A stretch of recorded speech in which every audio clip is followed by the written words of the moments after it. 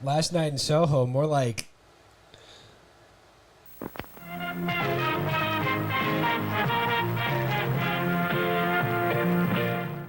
Welcome back to Full-Time Movie Fans. It is that time again. I need another haircut. We always seem to record these things when I'm like, my hair's all kind of crazy and whatever. I do like your little... Yeah, the little fluff tuft on the side. Yeah, I know. I need to get that cut. Every single time we record, it's just like, it's like I know when we're going to do it, but I don't ever get a haircut first. So, but it's also not just time for me to get a haircut. It's just time for us to talk about a movie.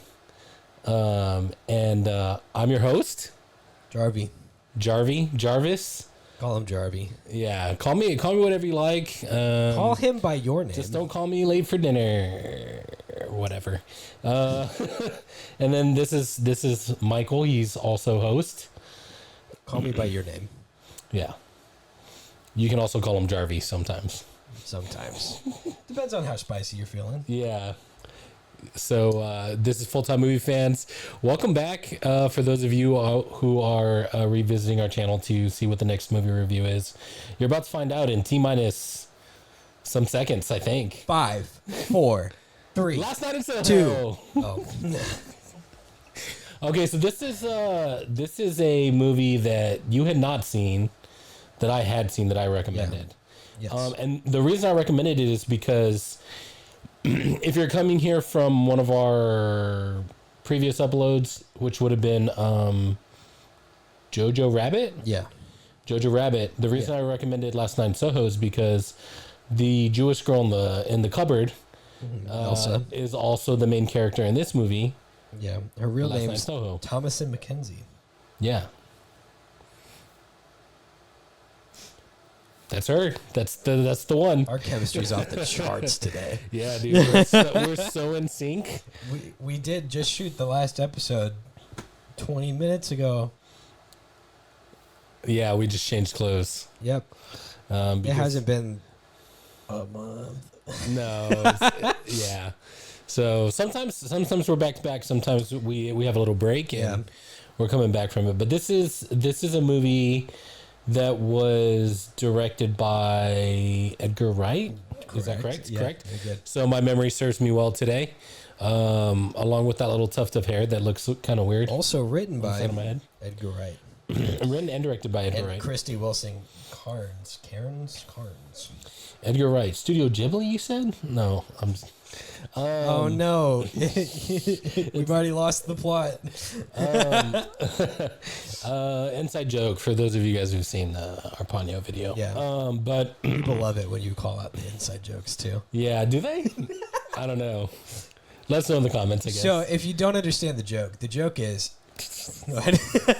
I'm not gonna explain it. Watch the videos and figure it out. But Edgar Wright, he's actually done a lot of pretty good stuff, I would say. Mm-hmm. Shaun of the Dead. So good. We're gonna have to do that one for sure. Yeah. Didn't he also do the Canadian one? The Scott Pilgrim versus the World. Scott Pilgrim versus the World, which is based off of a comic book, which a friend of mine in college, they introduced me to that. There's another one that's like the end of the world or World's End. Yeah, the World's End.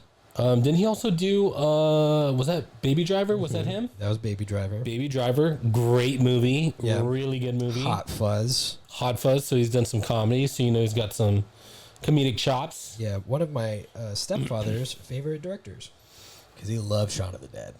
Yeah. Loves Shaun of the Dead. So this is one of those movies that, like, you've probably never heard of it. But you hear Edgar Wright and you're like, oh, Yeah. I know that name. Yeah. That guy makes movies.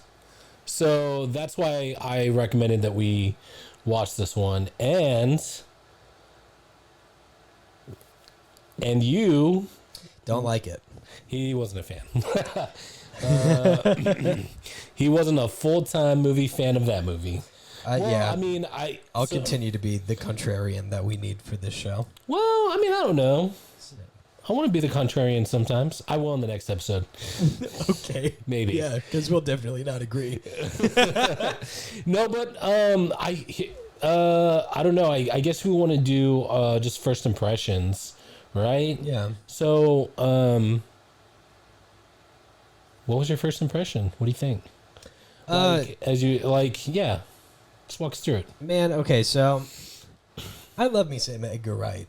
I love Scott Pilgrim's probably one of my like top comfort movies. It's just so silly, so goofy, and his style is so pointed. Same with Baby Driver. I love Baby Driver for that reason. You know what? Can I say something about Scott Pilgrim vs. the World? It's like the first. So, yeah, go ahead. It's like the first comic book movie that feels like a comic, but in real life. Like, I don't think anybody is that. So, like, when you watch, like, Into the Spider-Verse, you're like, oh, they take a lot of comic book themes and stuff like that. But Scott Pilgrim was like a live-action movie that felt like a comic book. It felt like a one-to-one translation, but it didn't feel weird or it was just there. Right. It was itself. So good job, Edgar Wright, on that one. But we're not talking about that movie. Edgar Wright generally does a good job when when he has a source material. And before I get like bashed about saying that, he does not do well. He does not do well with making his own things. That being said, I love Baby Driver. I love Baby Driver for what it is, and it's a fun time. And it's very fast. It's very pointed. It knows what it is. It's not like a great story. Bell bottoms. It's just fun, and I feel like that's what it is. The whole movie's a gimmick, and it's a fun gimmick. Yeah. Same with Last Night in Soho. The whole movie feels like a gimmick, but one that fell really, really flat. I appreciate Edgar Wright going out and like making things. And to be honest, if we didn't have the back history of all of the other Edgar Wright movies, this one wouldn't have been made. You know what? There are a lot of other movie writers and directors that I would rather them not make movies over Edgar Wright. Like, I'd rather Edgar Wright make more movies over them. I would rather Edgar Wright do what he does best and take somebody else's script or source material and make it a fun time. Hear that, Edgar Wright? Come on to our podcast and defend yourself if you dare. It's fine. I think that's where there's nothing wrong with branching out and trying to do better and trying to like go out of your comfort zone and do something. I know that it took him like 10 years to write Baby Driver. I don't know very much about his writing process for Last Night in Soho, but I don't think it took him 10 years. It doesn't get the same feel. And when it took him 10 years, it was still off. Because there's writing is its own entirely different beast from directing, from personal experience. And in writing, it has to be like a really solid base. And if you don't know how to get the really solid base, or you don't hit the nail really hard for the solid base, like the characters have to be believable, and the setting has to be very believable, and the story has to have a meaning and a moral, and it has to be very direct, and at the same time you have to make it approachable, and you don't make your audience feel stupid at the same time. I'm looking at you, Nolan. Some of you might feel that way anyways. Yeah, that's true. Some of you might feel that way anyways. And it's like you have to get these perfect mixes together so that you can pass it on to somebody else to be able to tell the story in a proper way. And when the director is the writer, there's some translation that might get lost and doesn't serve the story correctly. And I think that's kind of what's happened here, is that Edgar Wright said, hey, I want this story to do this thing, and because there wasn't a proper like check and balance to the system, this is all off of assumption, by the way, there's a piece, like a core piece of the story that's missing to make it feel whole. Yeah. That's just not there. Yeah. And because the checks and balance weren't there, then it was missed and the whole movie got made. And I mean, there's usually when you're around a bunch of people, you can kind of feel what's going on, but there's also like the movie making process is long and difficult, and there's people dropping in and out every day, and so there's only a few people who ever see the full story while it's being told. Very true. So that being said, Last Night in Soho's garbage. Don't watch it. Okay, it's not too bad. So here's what I think, and we're gonna get into like the plot and the storyline here in a little bit, but maybe you'll agree with me. Maybe you'll continue to be contrary. But I thought that the story was good and interesting. It just needed a few tweaks. Like, there were some things that were introduced, which we're going to go over here in a minute, that like they just touch on it. They don't really explain everything, so you're just kind of partially aware of like what's going on with her. What's her name? Her actual Eloise. Eloise is her character name, and so there's some things that you're just kind of aware of. If you're not paying attention, you miss it, or if you were in the theater and you went to go get some popcorn, you would have missed it, and you might have been a little bit confused. You know what I'm saying? So he barely touched on it. I think maybe he could have made a bigger point to some of those things, like I'll just say it, like the fact that her mom, like they said she had schizophrenia, but it sounds like she could just see dead people, like The Sixth Sense. Yeah. Oh, sorry, spoiler like for The Sixth Sense. Yeah. So my bad. So yeah, whoops. But like The Sixth Sense. That's what I was yeah. But like The Sixth Sense. Yeah. If you haven't seen that, it's alluded to that her mom had schizophrenic problems and died because of them. Yeah, that's one of those things where. So I guess in the movie, like, so in the real world, everybody would be like, you're a crazy person. In the movie world, she just had some unnatural abilities. But she wasn't very open about it. Yeah. So it just kind of touched on that Eloise kind of could see or had some issues seeing dead people, etc. So yeah, well, it is listed very as slightly. a psychological supernatural horror. Yeah. And mystery thriller. Those are the labels. I think you were mystified by a movie that should have been good that wasn't. Look, dude, there are two genres that I want to get into to like make something with. Yeah. That are so difficult, and it's mystery thriller. Yeah. And noir. Yeah. And I feel like this was also in that same like trying to do that. And there's certain tropes that you have to hit in like a noir style or a mystery thriller style that make the genre what it is. Yeah. And this one just didn't want to do that. well, let's talk about let's start getting into like the meat and potatoes, and hopefully they're not angry potatoes, but angry potatoes. Of the story, right? Well, I want to make it very clear before we do that. Yeah. That my position on this movie is that if I were to give my approval or whatever, it's an okay movie. It doesn't really give you like a proper like complete feeling by the end of it. You still have questions and everything. I would agree with that. If I could give you a solid recommendation on whether or not you should watch the movie, probably don't. It's not like you're not missing anything. Yeah. I know people who walked out of the theater when they went to go and see it. Oh, really? Like 20 minutes in. Yeah, right there. Because they didn't like... It took too long to get to the point, and by the time that it got to the point changed, and then when the point changed, it was like, well, why bother? Yeah. That's my no spoiler review. Don't watch it. You're not missing anything. I would say watch it and you know, kind of figure out, form your own opinion. I think it's worth at least one watch, in my opinion. There are very few movies that, maybe I would say a majority of the movies, I would probably say, you know what, maybe it's worth one watch. But there's a few, like, we already agreed, we've already seen this, we're going to bring it up a lot because we just hate this movie so much, but The Rise of Skywalker, never watch that if you don't have to. Don't even look at the direction. Don't Google it. Just watch our video on it and nothing else, because that's all you need. I think if you do anything with The Rise of Skywalker, it should be to not watch it. Yeah. Yeah. So same with this. I would say for this, I would rather watch this than The Rise of Skywalker. I don't know. The Rise of Skywalker had a conclusive ending. Yeah, but it was also the biggest letdown because Star Wars is such a much more beloved franchise. Last Night's Show was just a one-time nothing, so I don't feel as bad about it. You heard it here first, folks. The man who recommends you to watch the movie said it's a one-time nothing. Watch it once and see what you think about it. But I think it's an interesting concept, and I think we can talk about the things that... Because here's how I feel about it.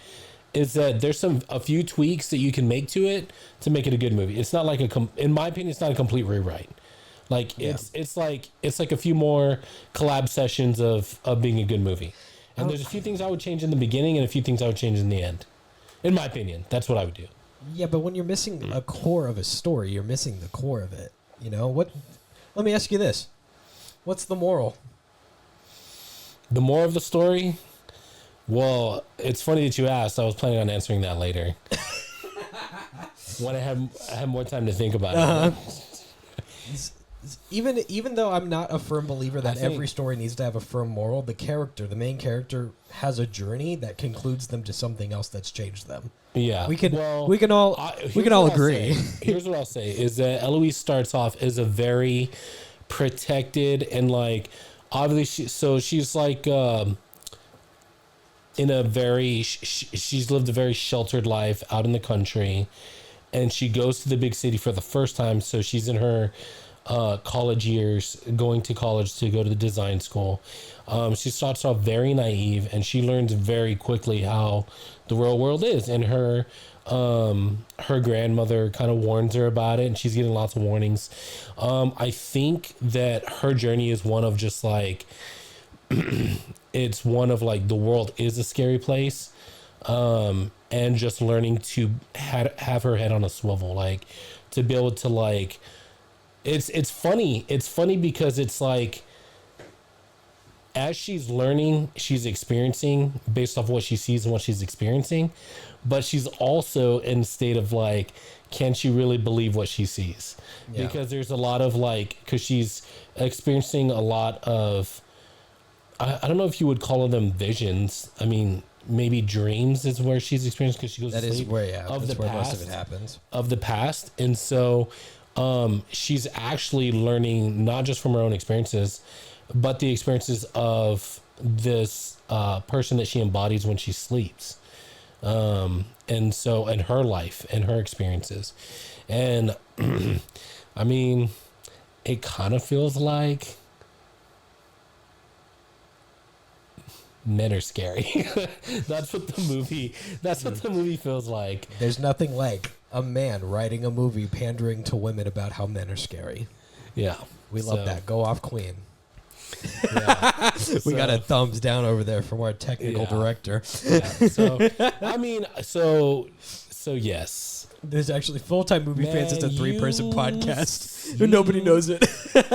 You son of a gun! You're gonna make me take back my words of recommending this. This has been my plan the whole time. I'm very much like turning it against for the most part, watch a movie and form your own decisions about it. Yeah. I don't have a problem if someone says, "Should I watch it?" I would say, "Yeah, go watch it," and then we could talk about it. Well, I mean, you could say that about any movie. You can say that about The Rise of Skywalker. I will never say that about The Rise of Skywalker. Don't you ever go watch a movie, and you can watch it once so you can form your own opinion. Watch a movie once, form your own opinion. Skip this one, though. No. Watch a different, better movie. Sure. I mean, okay, so you want to get into the meat and potatoes? Yeah, let's get into the meat and potatoes and the peas and the ground meat of it. So, like a shepherd's pie. The first 30 minutes of this movie are setting the character up. Right. And showing you where she is and who she is as a person. She moves from her small town to go to college in the big city. And she has dreams of being a fashion designer. Yeah, and she's pretty good at it. Her first dress was made out of a newspaper. Which is pretty cool. Yeah. Yeah, she has big dreams to aspire to. She learns, like I did personally, that college is ass. And people are bad. Yeah. Not all people, but generally, like, the ones in college are. Yeah, like the people that in this movie prove themselves to be, except for one. Yeah. Except for one who was also kind of weird the entire time, and I don't think that's his fault. No, it's that potential, like, could be a little bit overly nice weirdness. You know what I mean? Yeah. Okay. So in noir, there are tropes, and there's do you know what a femme fatale is? It's a phrase that came from the noir trope. Yeah, tell them because I already knew. So. Yeah. Okay. So to tell you, not Jarvis, a femme fatale is a character that is placed inside of a noir-esque movie, for the purpose of taking the main character down the wrong path. And I don't know if there's a name for the exact opposite, but there's opportunities in the movie for a different character to pull them out of the bad decision. And that's what, hold on, I'm going to find his name. John. That's his name in the movie, is John. I don't know if that's ever Seems said. like a good kid. Seems like a good guy. Like genuinely wants to be her friend. Genuinely wants what he feels is safe and best for her, and tries to pull her out of the bad, wrong decisions multiple times. I think he noticed her awkwardness and she felt uncomfortable. Yeah, and they vibed. I think because he recognized that and he's probably had those types of feelings before. Yeah, feeling like an outsider. I think that's why he gravitated towards her and wanted to, help her out. I mean, when they first met, she was all flustered because of her awkward taxi driver. Yeah. Creepy taxi driver. Yeah. And dropped her stuff and he tried to help her. And then throughout the movie, he's just trying to be a good friend. But obviously he finds her attractive and he wants to, anyways, back up from that. It's alluded to at the beginning when she's at home with her grandmother that, are you going to be okay in the big city by yourself? Your mom had problems, and if there's a problem, let me know. And it's like, oh, no, it's fine. I'll be okay. We don't really know what that means yet, but we do see her seeing her mom in the mirror. But, without any extra prompting, you could just see that as, like, the main character's motive is to make their mom happy or something, not she's schizophrenic. What she is, she's schizophrenic. That's what it is, but like in a weird way that we'll get to in a moment too. In a weirdly accurate way. It's like Spoiler alert: she's schizophrenic, but she also does see ghosts. Yeah, like really actually sees ghosts. So we're the crazy ones. She solves a mystery with their schizophrenia. So maybe schizophrenics are actually superheroes. Maybe that's the moral. Yeah. That was a joke, by the way. That was my dry sarcasm. That was. I'm saying that this is. If you haven't yet. Yeah, it's a poor representation, is what I'm saying. So she goes to school. It's like the first 30 minutes of the movie. She doesn't like her roommate. Her roommate talks a lot of shit, so she finds her own place to stay with some old lady. I mean, she's just a classic mean girl. Which I agree with. Don't stay in an uncomfortable situation. Yeah. If anything, if you learn anything about this movie, spend the first 20 minutes learning what it's like to be uncomfortable where you live, and then move somewhere else, and then leave. Like, especially when they're talking about you behind your back, and they see you as competition, and they're just trying to socially, like, combat you at every second. Mm-hmm. I agree. And then we get to the crux of the story, which is she goes to sleep, and then she starts seeing visions of the past of this character named Sandy, played by Anya Taylor-Joy, who is in everything currently. Anya Taylor-Joy is so hot right now, in everything. That's a movie reference from. You know which one? Yeah. Do you know which one? Hot Fuzz. No. The Zoolander. Oh yeah. I understand. I'm an understanding now. And this is where I feel like we actually get our main character. I feel like the main character of the story is actually Sandy, even though Edgar Wright really wants it to be Eloise. Yeah. Really so poorly. And the reason, I'll get to the reason why in a moment. It's substantiated, I promise. So we learn about this up-and-coming singer in the earlier, 1950s? Yeah, I was going to say, it's probably the 50s, so she's dreaming about the 50s, and she's... 1960s. 1960s is where it's at. 60s. So she's seemingly living out this... Yeah, in seeing like herself in the eyes of Sandy. Yeah, her memories and her experiences. Yeah. Verbatim, as they happen. Yeah. Yes. And Sandy's this up-and-coming singer. She's really good, and she wants to sing at, like, the biggest bar lounge in London. Well, she's the same as freaking Eloise in that respect. Right, they both want to be They both have aspiring dreams. To be a fashion designer, one. Make a name for themselves. Yeah, to be a singer, a famous singer, a celebrity. Yeah. And so... seeing how cool and how confident Sandy is gives Eloise the cool confidence that she needs to want to be herself. I'm going to get back to it. This is very important. It's a very important can I say error? Is that the right word? Do you think error? Yeah, the biggest error in the writing. Anyways, as we go through, every time Eloise is awake, she meets up with Jack, and Jack's like, "Wow, you are so cool and confident now. Let's go hang out or something." And then Eloise goes, "No," or "Yeah," and then goes and makes a bad decision. Honestly, I'll be real, it doesn't matter to the story. So I'm going to talk more about Sandy.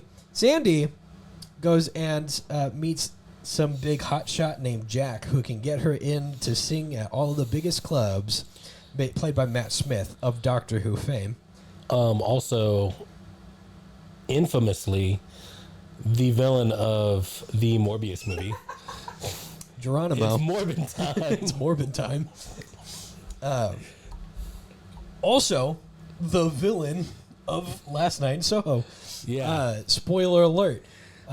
So Jack is like, "Yeah, baby, I can get you into all these clubs.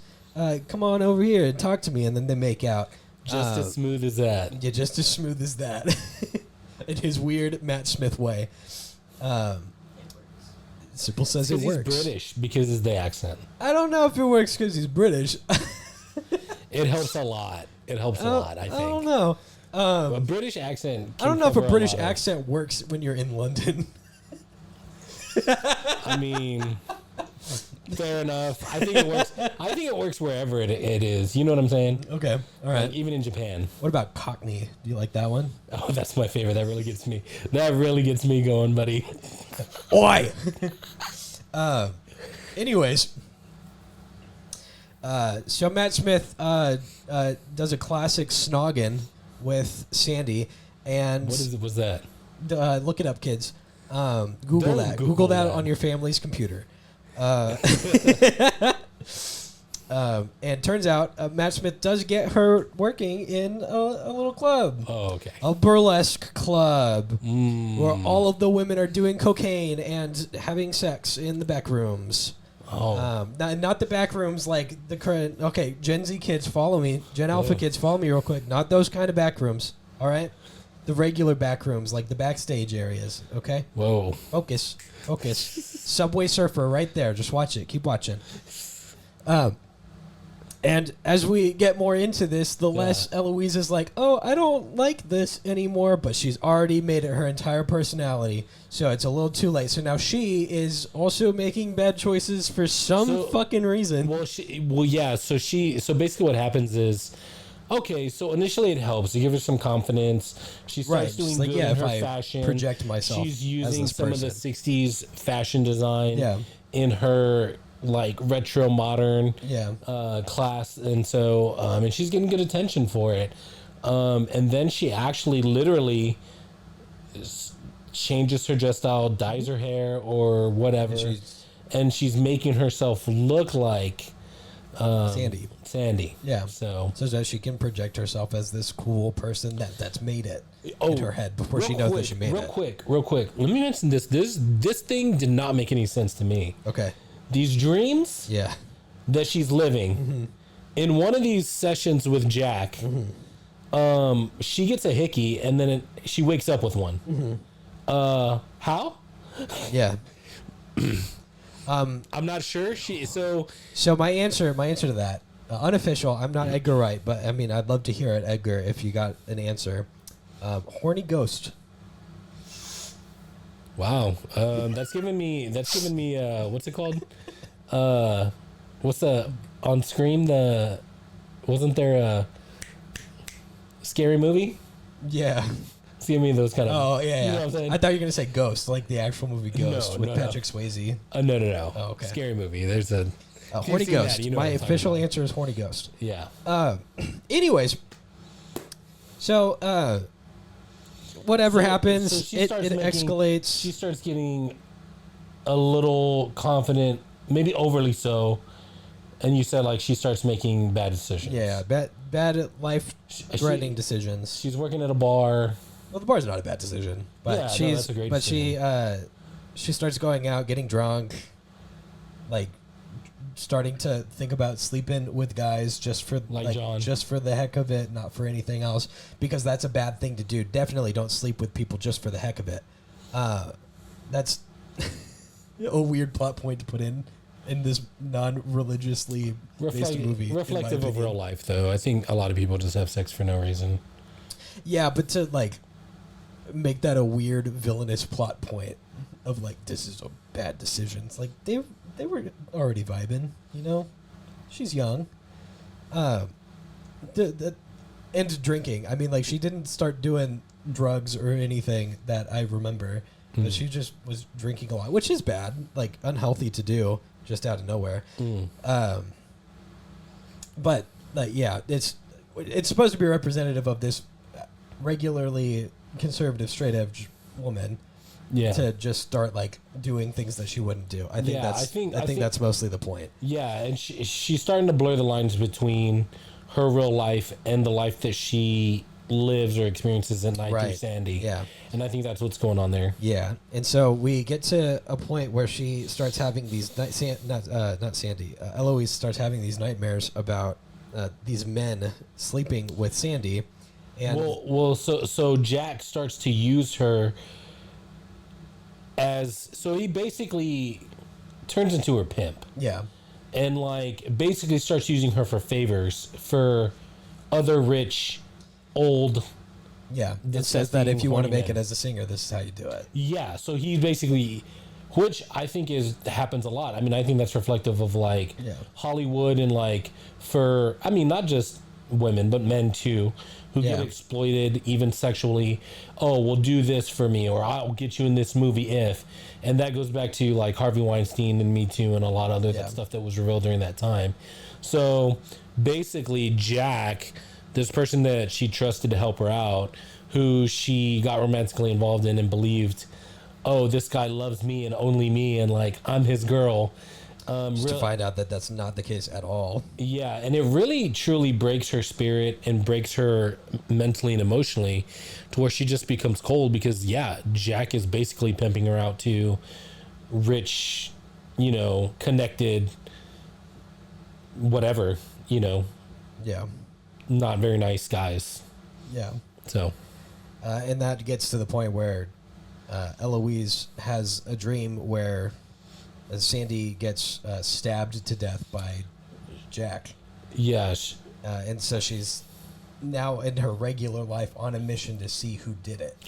Yes. To try to figure out who, or not who did it, but where Jack is so that he can be brought to justice.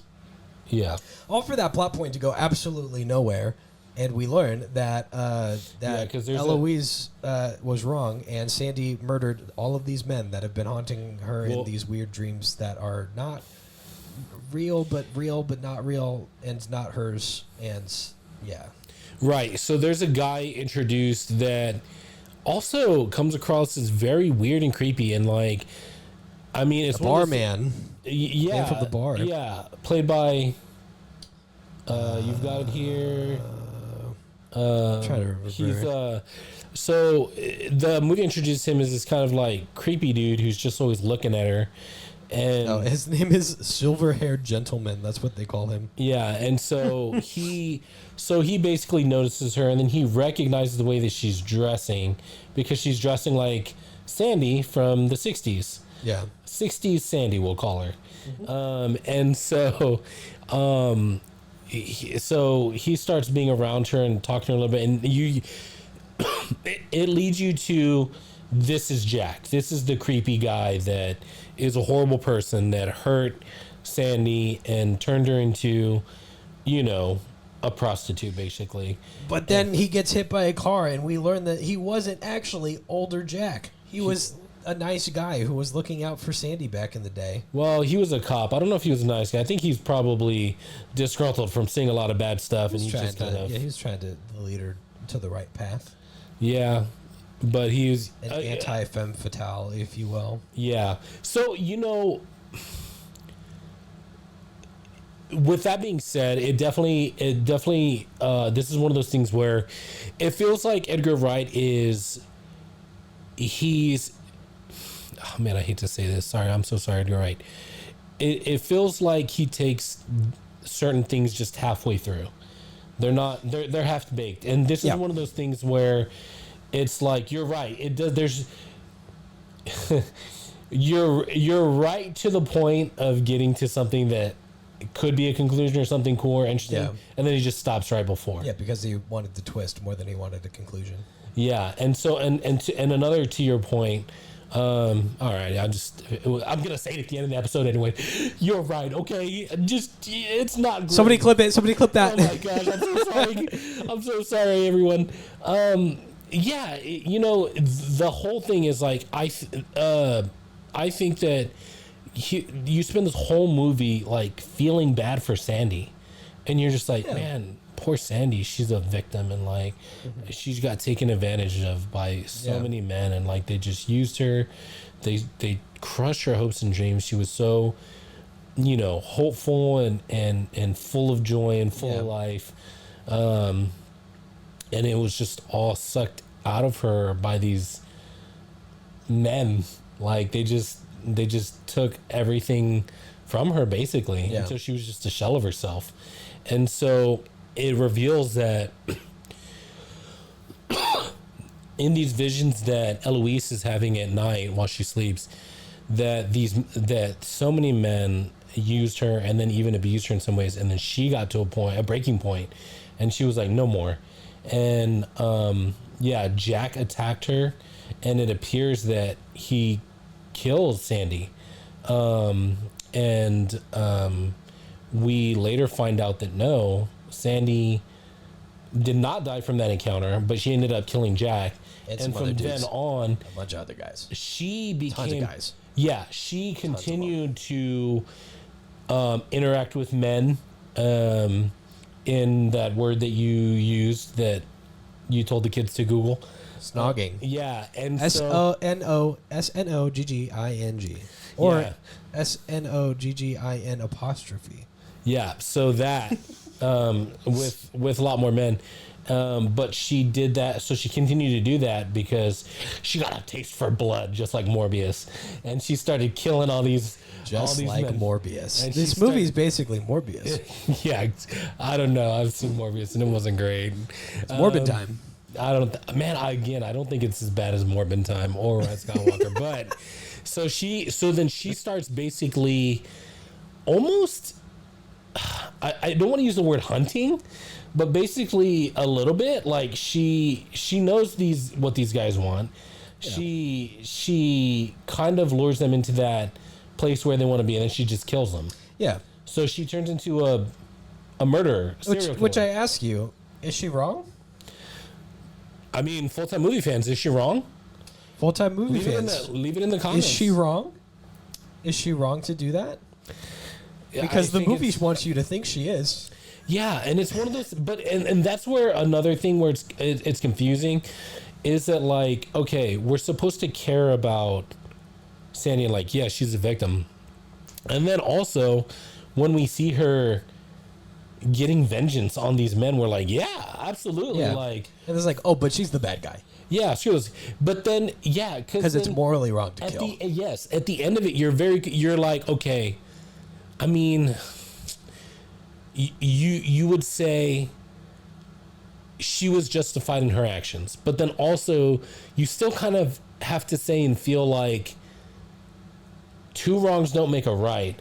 And then also because of the fact that she's about to kill Eloise at the end. So Eloise, that's why she's the bad guy. So here's the thing. So let me explain this. So Eloise actually, when she starts to figure this out, because she goes to the cops about Jack, missing murder. When she thinks it's the silver-haired guy. Well, she thinks the silver-haired guy is the guy. Yeah, so she's trying to get evidence. Yeah, so she's trying to get evidence. She goes to the cops. She says, hey, this is not a good guy. I know where he is. I know what he looks like. Somebody was at this murder. It happened, and it would never went solved, and I want to, give you guys information to close this case. So she brings attention to it.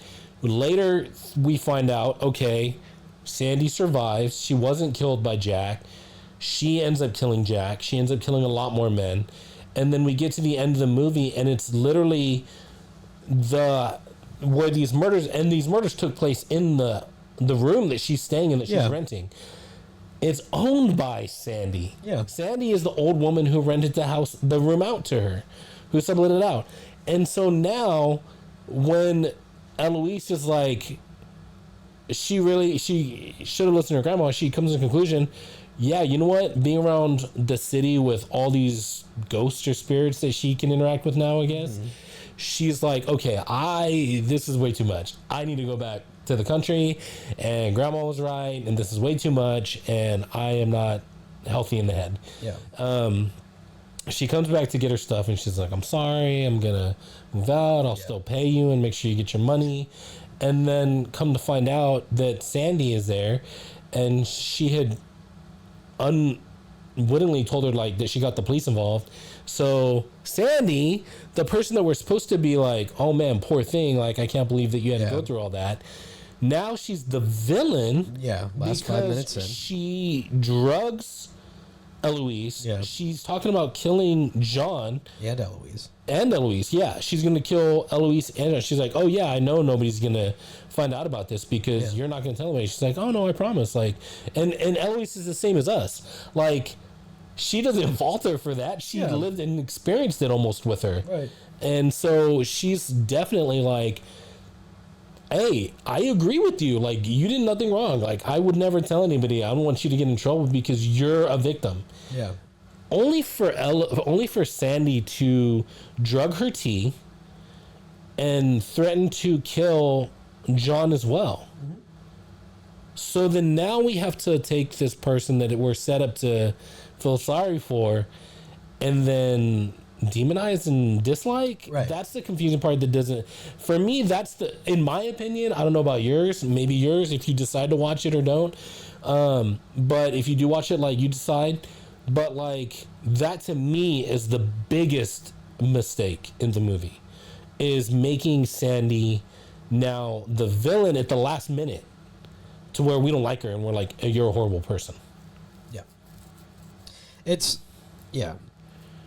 not consistent. And the thing that I want to get at, and the reason why I feel like this is just not a great movie in general, is that our main characters are always supposed to have some sort of emotional, mental, physical journey that leads them to them changing as a person and being either better or worse, depending on what the story asks for. Yeah. And Eloise is our main character. And she has absolutely no character growth. She borrows all of her actions, all for us to get to the conclusion that Sandy should be our main character, and also does not have any real change of heart resolution to her story because she just dies. Yeah. In a fire. Yeah. So our main character was unnecessary, and our secondary main character is the villain. Is the villain, which is a villain, which is not a bad idea. It's just not executed well, and she's mostly justified in my opinion. No, yeah, I really don't like the idea of setting up a sexual abuse victim as a villain. Or villainous. Yeah. I don't like that. I just, that doesn't sound right to me either. It missed the mark. Like? You know what that feels like? That feels like there was a story I heard of a girl who was kidnapped and sexually abused, sex trafficked, and then she killed her abuser, and then she went to prison for it. Yeah. That doesn't feel like justice. That doesn't feel right. No. And that's the same feeling I think I got at the end of this. And that to me is the biggest, like I said, to me, that's the biggest faux pas of the movie. And that's a little bit of French for you, I think. Yeah. Faux pas. And, we're multicultural here. And our third member of the podcast brings up a good point as well, that all of that happened.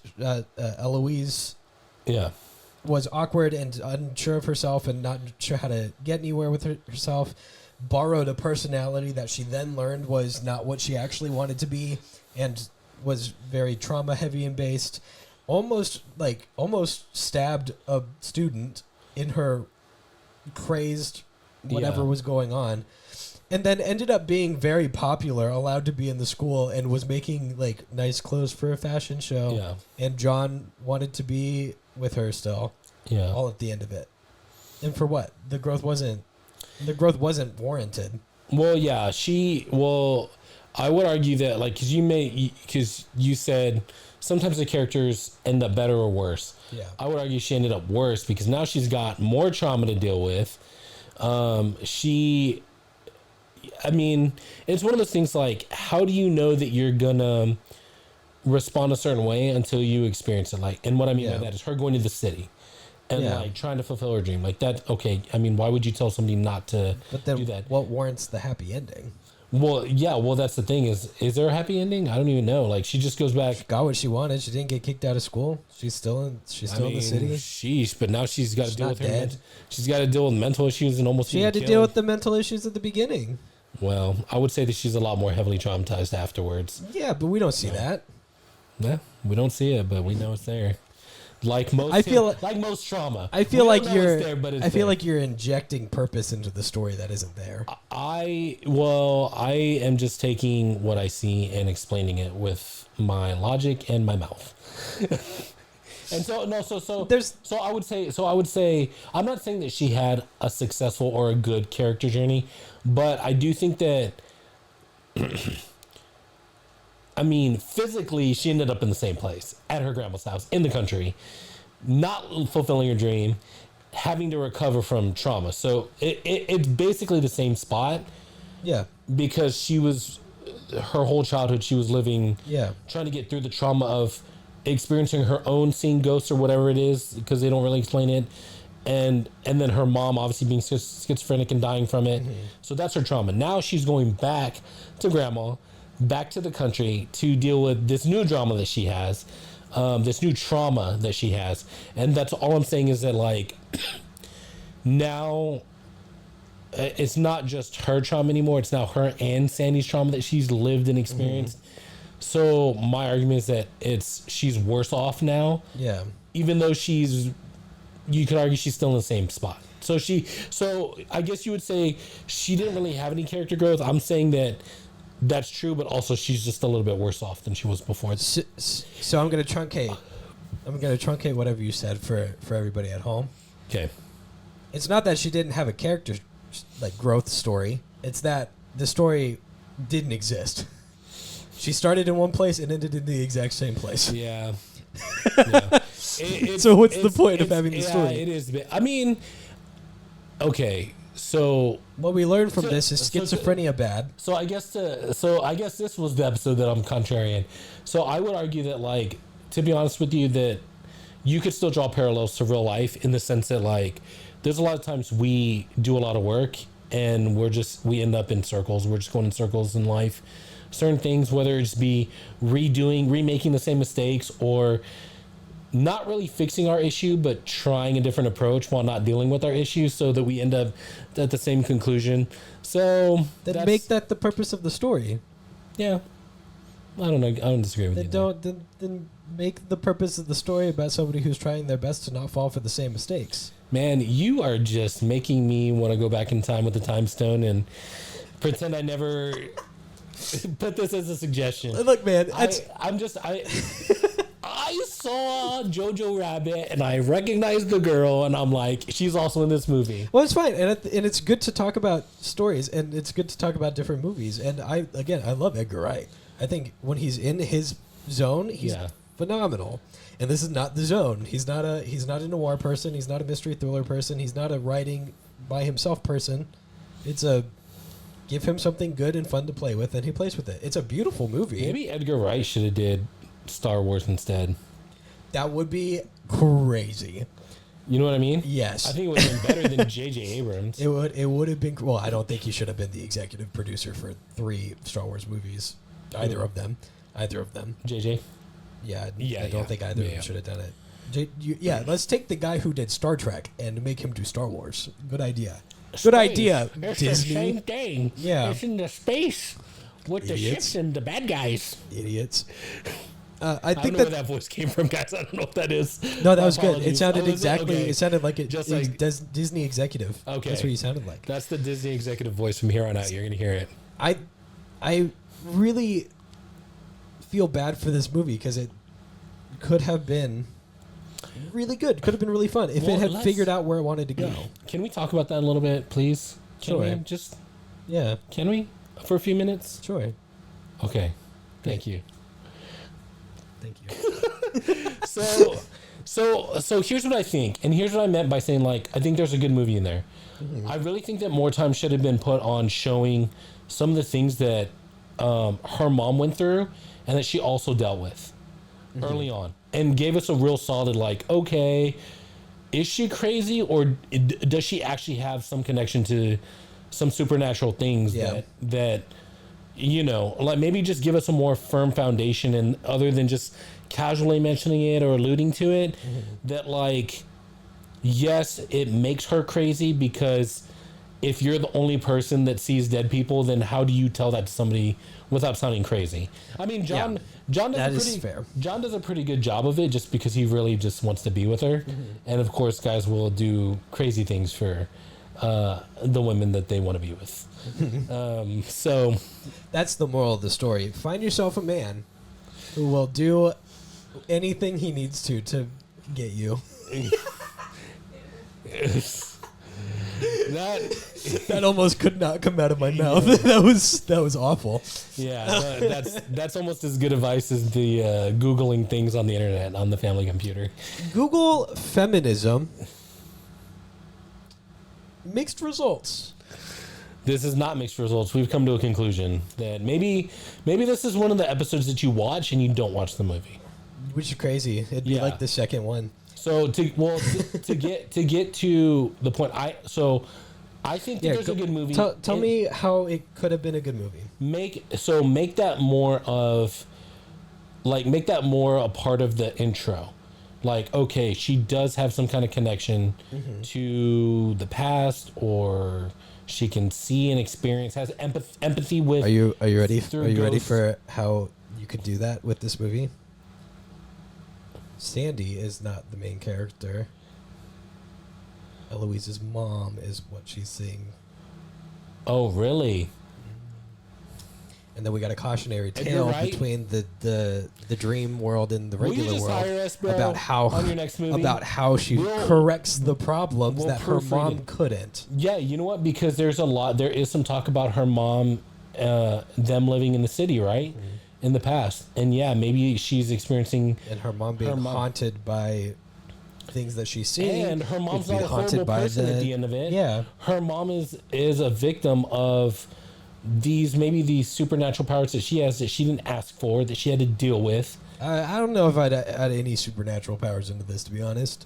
Well, I mean, if that's the thing, what I'm trying to do is, like, take the story he has and just tweak some things to make it better. So if he's going to go that supernatural, I like that idea, that it being her mom, but just giving some more foundation on the fact that Eloise can see and experience and empathize with, you know, ghosts or visions of the past, and can, like, experience those and live them. So that's the first thing I would change in the beginning. I think that, honestly, the whole cop, that was just no need for that. I think it could be necessary. You think so? I do. I'm gonna let you finish how you would fix it up, and then I was gonna say, go for it. What I was gonna say is, to me, established in the beginning and at the end, literally don't make Sandy the bad guy. Like, literally, that lady is not Sandy. Yeah. Sandy died. She's not there.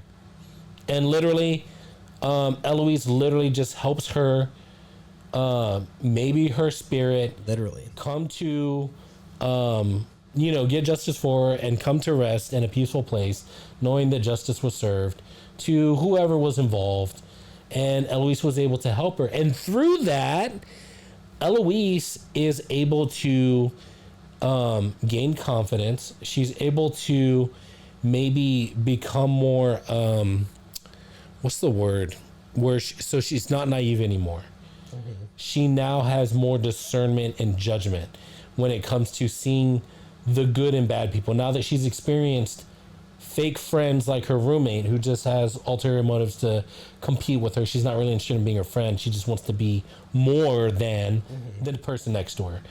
And to see people like John, who, yes, he does want to get to know her romantically, but genuinely is a nice guy. And, the lady that, the lady that rented her the room could have been one of Sandy's friends, or maybe even maybe maybe the lady renting the room out was somebody who knew Sandy. Mm-hmm. You know what I mean? And it's not actually Sandy. Mm-hmm. And Eloise is able to help Sandy and her friend get some kind of resolution by, I don't know, bringing some people to justice. And I don't know. That's, to me, those are the two main things. It's not a lot. And I haven't sat down and like, I would rewrite this movie this way. To me, give us more foundation on actually what she is experiencing and how. And then also, let's literally just not make Sandy the bad guy. Like, to me, those two things, I think, would have made the movie much better. I don't know, you probably have a lot more changes, but you also have a movie maker's mindset more than I do, so please. So a big problem that I see with this movie is that it does not have a good separation between the A story and the B story. The A story is about Eloise, and the B story is about Sandy. Yeah. As I said, unlike Ponyo, which was a C story. Yes, thank you for the. I believe you said that joke in the Ponyo episode too. I'm here to bring back the callbacks, buddy. Callbacks and the bits. Is it a callback? Or is it reused? Those are leftovers. If it ain't broke, don't fix it. If it ain't broke. So, I mean, I don't think it's super necessary to have the mom be the B story Sandy. And, but it would make more sense, right? If we're going to, it could be bring pretty prevalence I to think it. So I agree with you. And generally, the way that stories work, most of the time, is that the A story and the B story are separate things, and the B story alludes to things that can happen in the A story, and then end up resolving the A story at the end of it. Yeah. The A story here is Eloise trying to move off on her own and succeed where she wants to make a name for herself, or in the case of the rewrite, where her mom failed to make a name for herself. I think to just live and have a life unlike her mother. Well, I think the theme that it's trying to go for originally is reconciling the past, reconciling and moving past the things that have happened. I see what you did there. Thank you. And if that's the case, then the motive for Eloise is to not just go and make a name for herself, go live her own life, but to succeed where her mom failed, if she's like her mom. To have a full life because she died. Sure, yeah. Live one day more, you know what they say. And if that's our A story... It could be a negative, like, one-upmanship on her daughter's part. To have a competition with her mom. It could, but we're trying to rewrite it to be good. I'll show you, Mom. I will live. So, if that's our A story, then our B story is what happened with Sandy. Yeah. And I think that the way that it worked out is fine. And the only thing that I would really change is to bring that cop, detective, whatever he was, into more prominence. I think what would give Sandy good faith to be like, hey, what I'm doing is justified, is if in talking to the cop or the officer and he was like, hey, you should get out of here, and she went, how do I do that? Help me do that. And he just brushes her off and goes, no, this is all on you, and then later finds out that she died from one of these men that she tried to murder or something. Yeah. Then that brings him into more prominence to be in Eloise's life, to be like, I recognize you, I recognize what you're doing, and him trying to reconcile the errors of his past while she's looking at him as if he was the problem in the first place. You know what I mean?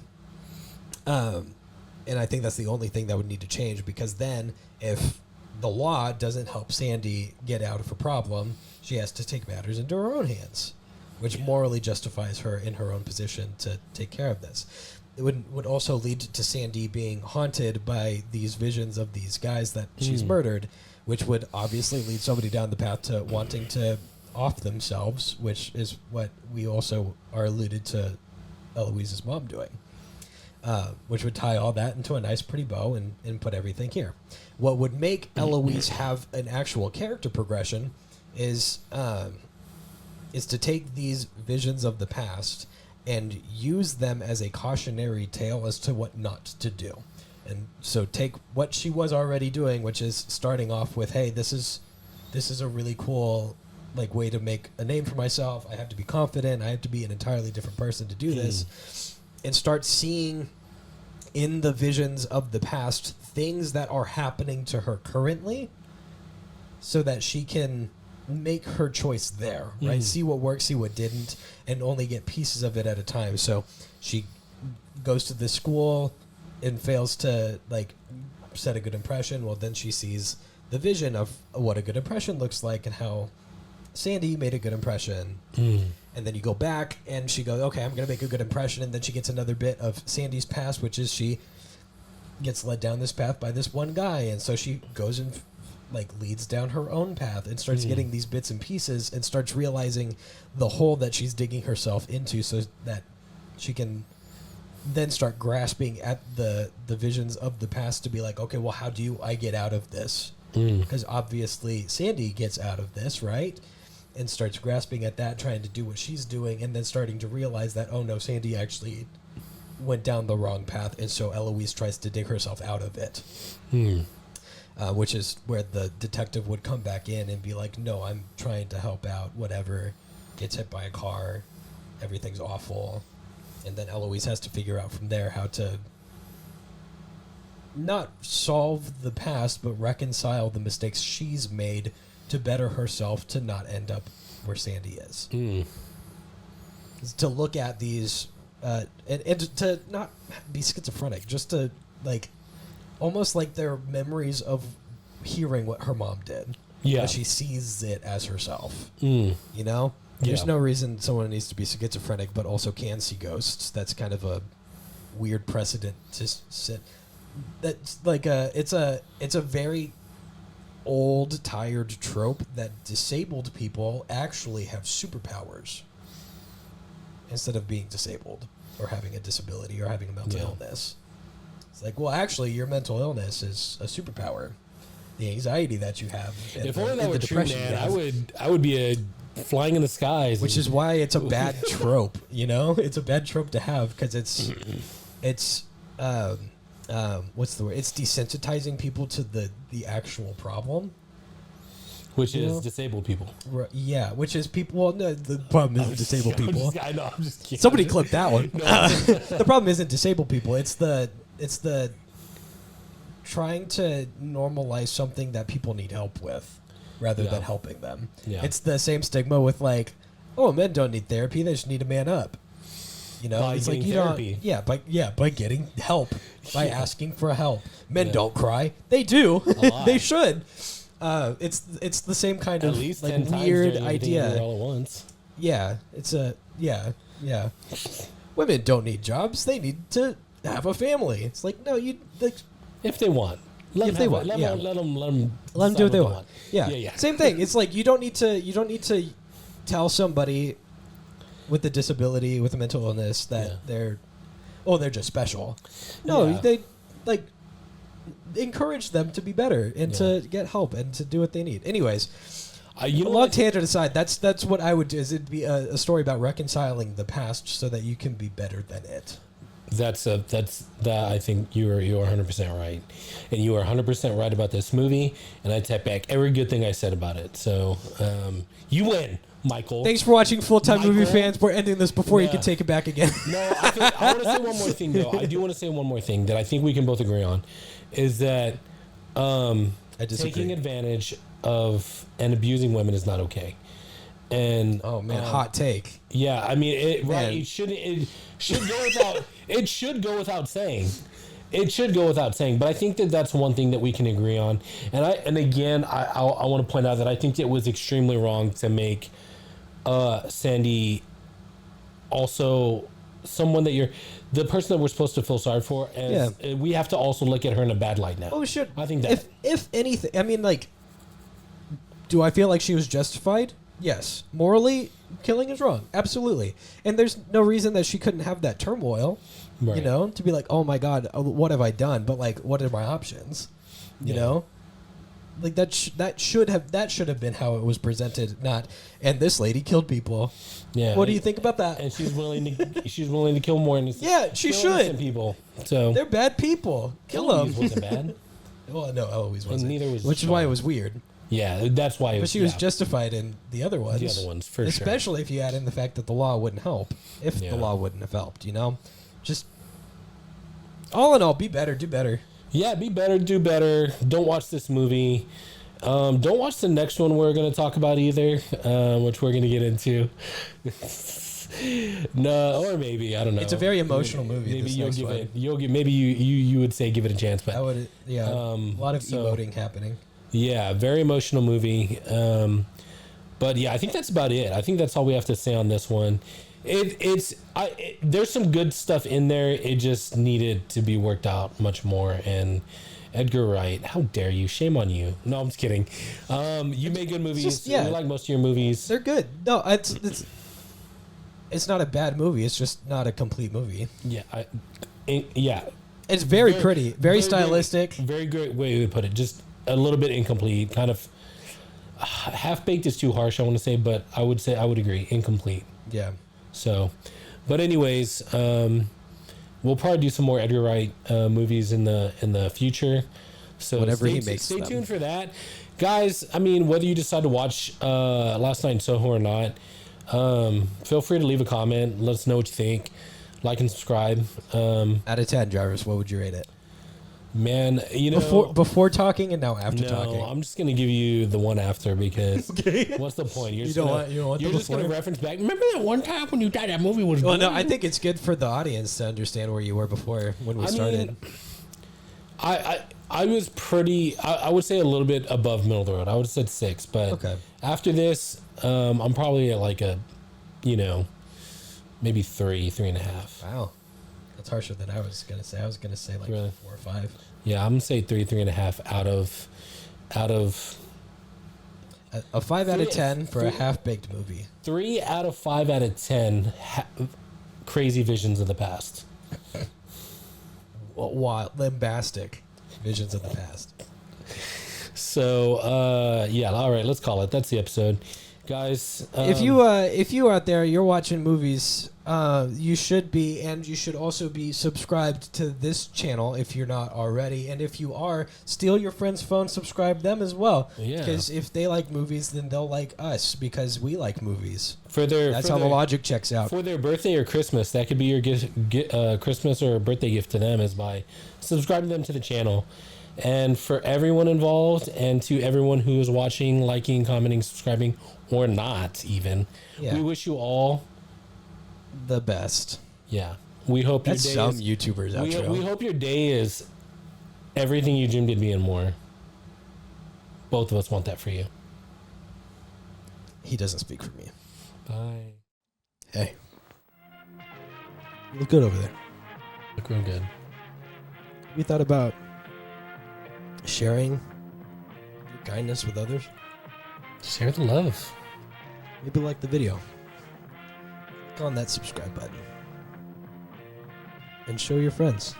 Yeah, just touch it ever so lightly, that like button. Move over to the subscribe button. Maybe tap your keyboard just a little bit. Leave a comment.